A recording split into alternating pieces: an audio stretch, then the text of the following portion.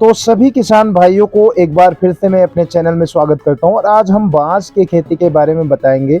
इससे आप लाखों करोड़ों कमा सकते हैं, क्योंकि परंपरागत खेती करके आप इतना इनकम नहीं कर सकते हैं। अब हमें कहीं ना कहीं कमाई का नया जरिया ढूंढना होगा। तो बांस की खेती आपके जीवन में बहुत ज़्यादा आर्थिक स्थिति को सुधारने में मदद कर सकती है। तो दोस्तों, बांस की जो खेती वो सदाबहार पौधा है, इसको सब आप जानते ही हैं। और यह प्रजातियां अगर बात की जाए तो कई प्रकार की बांस के भी प्रजातियां आती हैं, और कुछ किस्म ऐसी हैं जिनके पौधे एक दिन में तकरीबन सेंटीमीटर तक बढ़ जाते हैं। भारत बांस उत्पादन में विश्व के दूसरे स्थान पर है। पूरे विश्व में बांस की तकरीबन 1400 से अधिक प्रजातियां हैं, जिसमें से सबसे अधिक भारत में पाई जाती हैं। पिछले वर्षों में बांस की खेती करना किसानों के लिए सरल नहीं था, क्योंकि सरकार के नियमानुसार बांस की कटाई प्रतिबंधित थी। लेकिन 2018 में हुए नियम परिवर्तन के बाद अब बांस की कटाई पर फॉरेस्ट एक्ट नहीं लगेगा।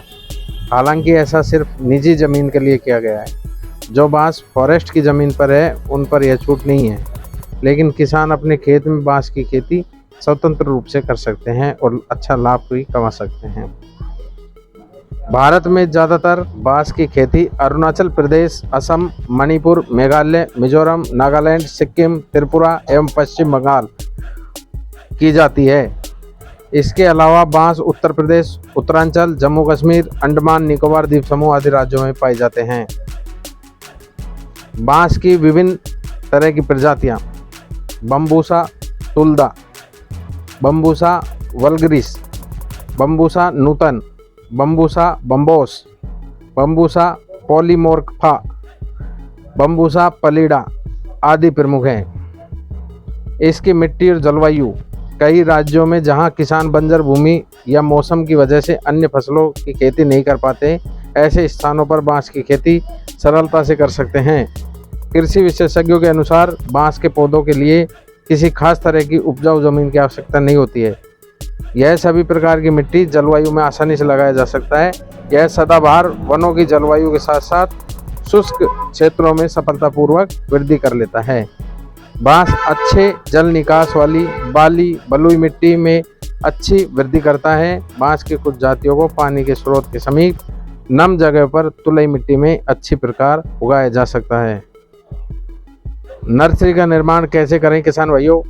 बांस को बीज कटिंग या रोजमाई राइजोम से लगाया जा सकता है। इसके बीज महंगे होते हैं। बांस की कीमत पौधे की किस्म और गुणवत्ता पर निर्भर करती है। बांस के पौधों की रोपाई खाली पड़ी भूमि या फिर खेत किनारे बाड़ की तरह की जाती है, क्योंकि इसके बीज महंगे होते हैं और बीजों से इसे लगाना थोड़ा कठिन होता है। इसके लिए बांस की खेती कलमों से की जाती है, इसलिए किसानों को कम से कम 1 साल पुरानी कलियों को जो जड़ें सहित खोदकर 1 मीटर लंबी कलम बनाकर जून से अगस्त के बीच लगाना चाहिए। इसके लिए 1 बाई 1 फीट के आकार के गड्ढे 30 सेंटीमीटर की गहराई में लगाना चाहिए, या प्लास्टिक बैग का भी उपयोग कर सकते हैं। गड्ढों में मिट्टी 40-60 के अनुपात में गोबर की खाद और मिट्टी भर दें।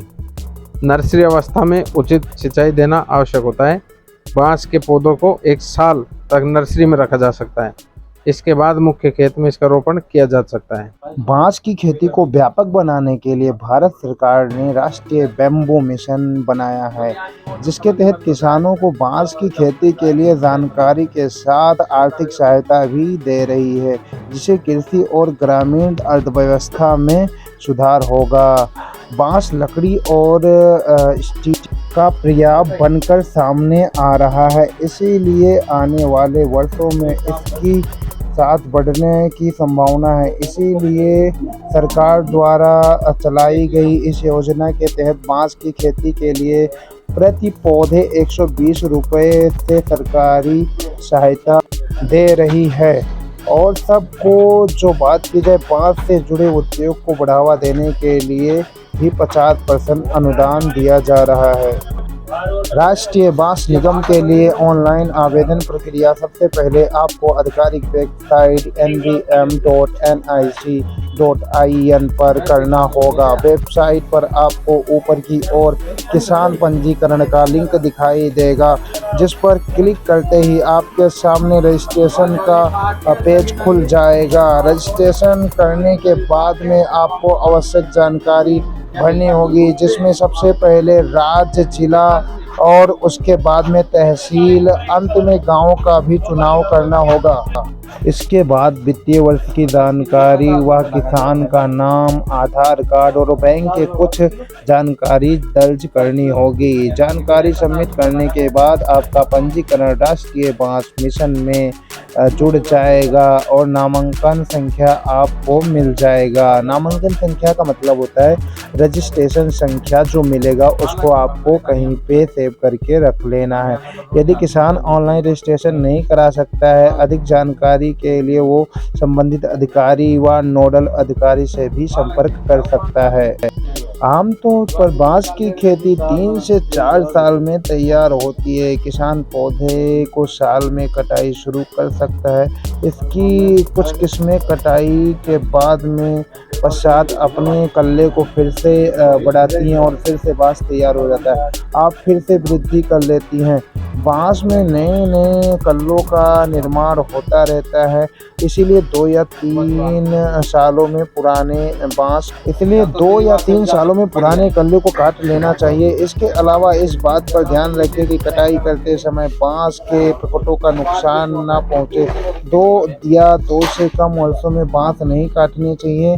इससे भूमि की सतह पर 1 फुट ऊंचाई पर लगभग दूसरे गांव पर से बांस को काटना चाहिए। जब कटाई की जाए तो बांस में लगभग 25 से 35% तक नमी होनी चाहिए। इसके अलावा मैं आपको बताना चाहूँगा कि 5 साल में 1 एकड़ में बांस के रोपण की लगभग 10,000 रुपये आपको एक पौधे से कमाने का मौका मिल सकता है।